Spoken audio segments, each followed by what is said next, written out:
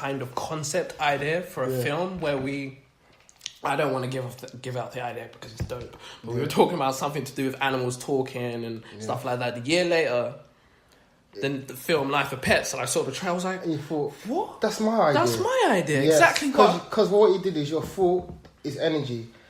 And everything's energy. So what you did, you put it out into the universe, and the universe somehow created that movie. Somehow. Maybe it was collective, because you and your friends were there as well. So your collective thought energy.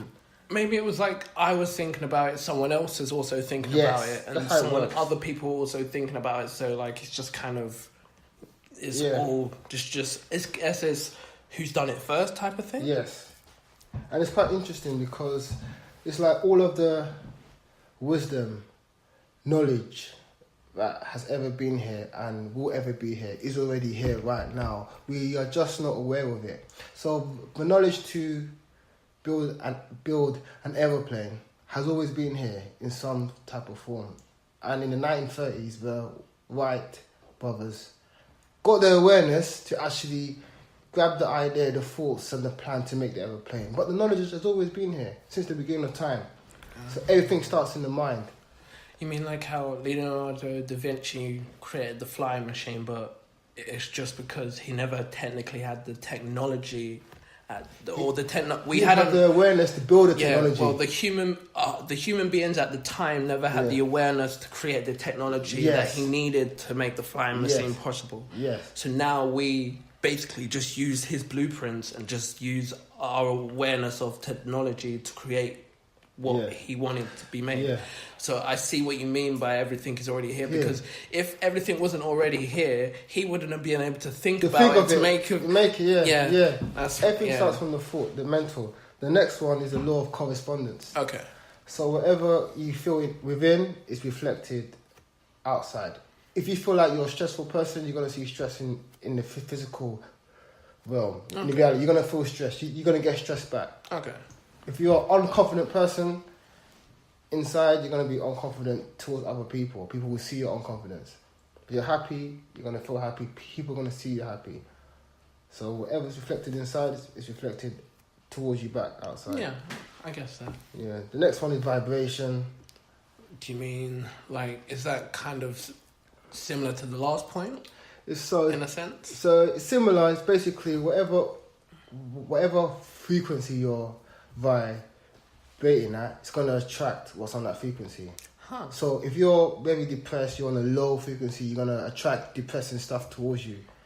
Depressive thoughts, depressive habits, behaviours. Question. Go on. I know sometimes, just me in a position, like, weird things and crazy things happen to me. Yeah. I just think positive thoughts. Sometimes I guess there may be weird and crazy thoughts in there. Is that the reason why these weird and crazy things are happening to me?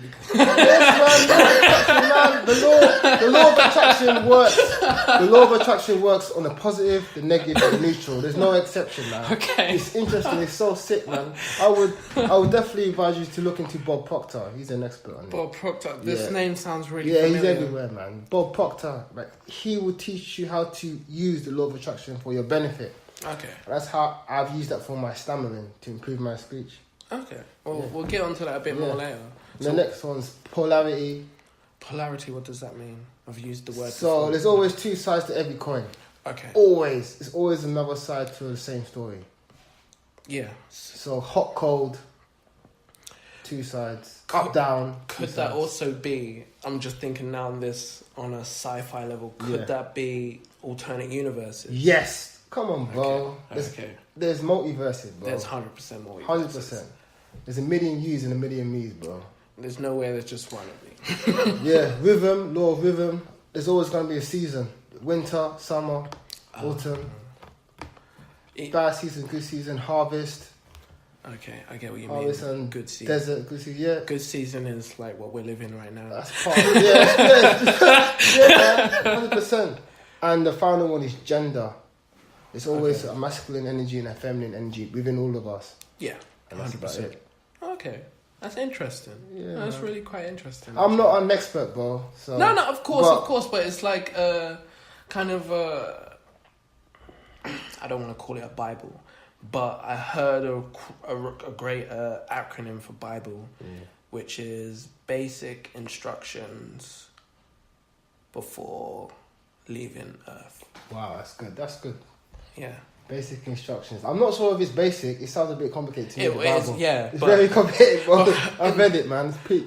But, I mean, in a sense, that's what the Bible is, basically. Instructions to live your life, or to control your life. Depends on your perspective. Yeah. But, I mean, the way how I feel about the Bible is, like, it's like a text that's kind of...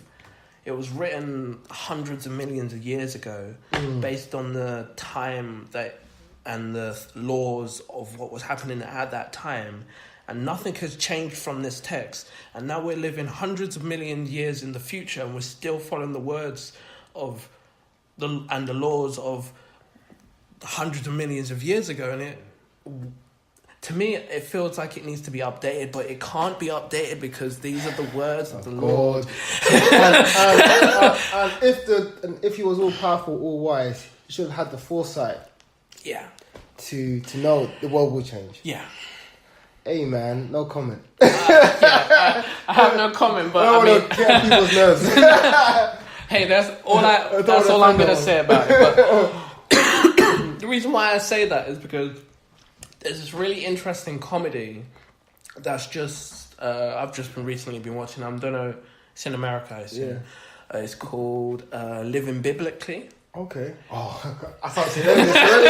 I started jokes already. So it's about this writer who, like, every year he does like 100% on something, and he does like a deep cleanse or something like that. But this year he decides that because his best friend's just passed away, he's kind of looking for something to kind of guide him or help him. So he goes down to the bookstore and he asks his local bookstore lady, like, you must know of some books that can help me.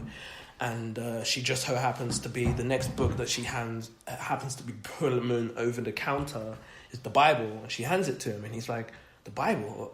I don't want that. And she's like, well, if you don't want it, take it back, put it on the shelf. So he goes to the shelf to go and put it on the shelf. And then as he's walking towards the shelf, there happens to be this light. And he walks underneath the light, this bright light. And he's like, no, I'm not going to put it back. This is a sign. All coincidence, but yeah. So he goes full in on this. And it also so happens that his wife's going to be... just found out that she's going to be pregnant as well. So he decides to use this as his cleanse. He's putting the dots together. So he decides for the 9 months that his wife is pregnant, he's going to live 100% to the word of the Bible, to the letter. How's that possible? That's what his priest says. His priest actually laughs at him when he says he's going to do it. What version? Old Testament or New Testament? He's a Catholic, so... I'm not sure. I'm not sure because if he wants to live by the Old Testament, boy, I think he can't live. No.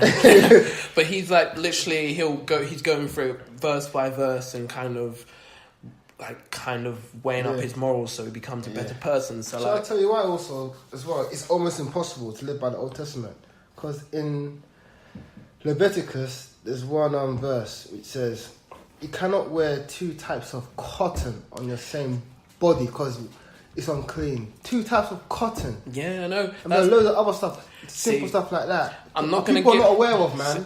See, that's what I mean. I'm not gonna give it away, but I recommend anyone at home that's listening watch Living Biblically because it's funny, but then it also touches on real things that obviously that go on in the Bible and the actual verses. So he actually touches on the whole thing about the cotton. Yeah. Because he walks into the church and he talks to the priest and he's like, well, if you want to do that, you're going to have to, you can't, Leviticus says da-da-da-da. And he's like, oh.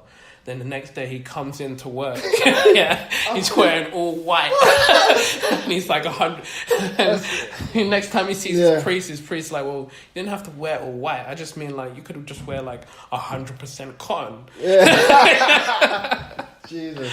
Oh, sorry. No, but yeah, it's a really, really funny show. Yeah, I'll take a look at it. It sounds hilarious. But yeah, we went off on a tangent, but we can go back onto the news quickly.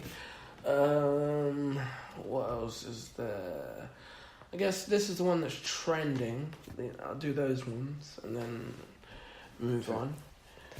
So this one that was trending was about a 13-year-old boy who has been expelled or suspended. I can't remember which one it is. I think it's the same thing. Suspended means for Excluded. tied. Yeah, he was excluded for refusing to wear his blazer at school in this heat, basically. For how long? What's Look at the picture. This guy's look at that bad man look as well. He's like, yeah, man, I'm bad. I ain't got my blazer. He was a sick man. But it's part of the policy that he has to wear his blazer. In the heat, come on, man. It's 2018. Where's the liberalism gone? It doesn't say. Wait, let me look. No, there's no number of how long he's been. It's definitely conservatives, man. But the school governors are definitely conservatives.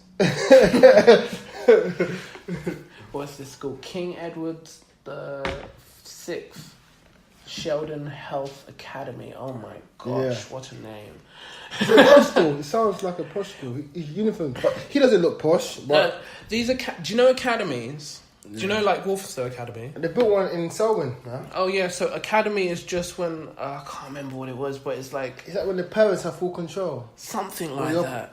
I don't know. It's basically not owned by the council anymore. Yeah, I know that. And the governors take control. Yeah, something like that. I think it's. What's your opinion on academies? I think it's a good idea, man.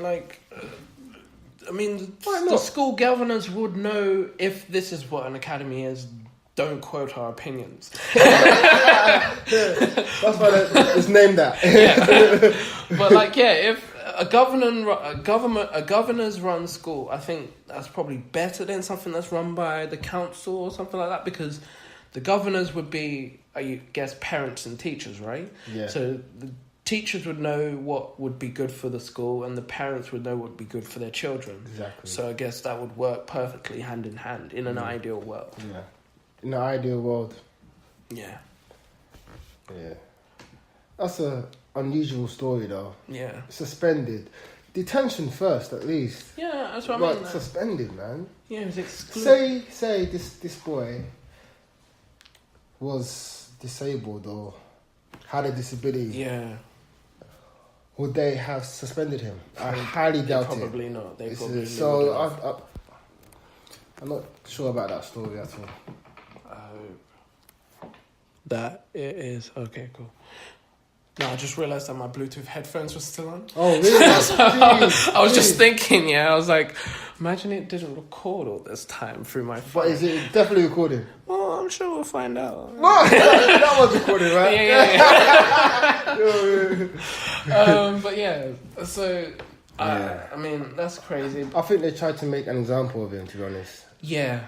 It's ridiculous. But, I mean, I guess if the policy says so and everyone else in school was wearing their blazer. In that 33-degree heat. But in 33 degrees, and he's wearing a black blazer. Exactly, and black keeps the heat in. Yeah, it's like an insulator, so that's mad.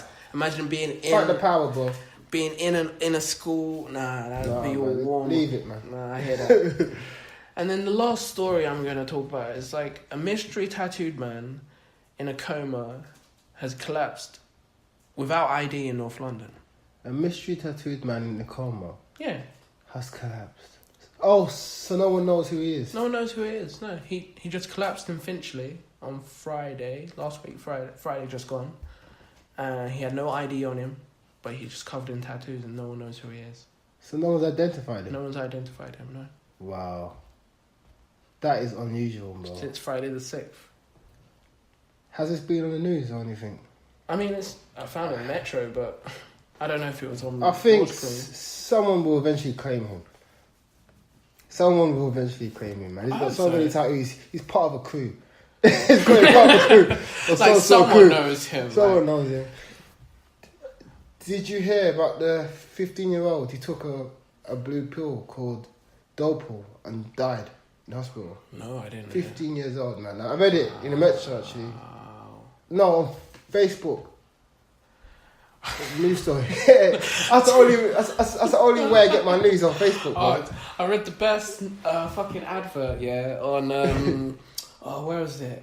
I think I was on the Underground, and it was like one of those adverts when it said it was a Facebook advert, and Facebook said, "We're now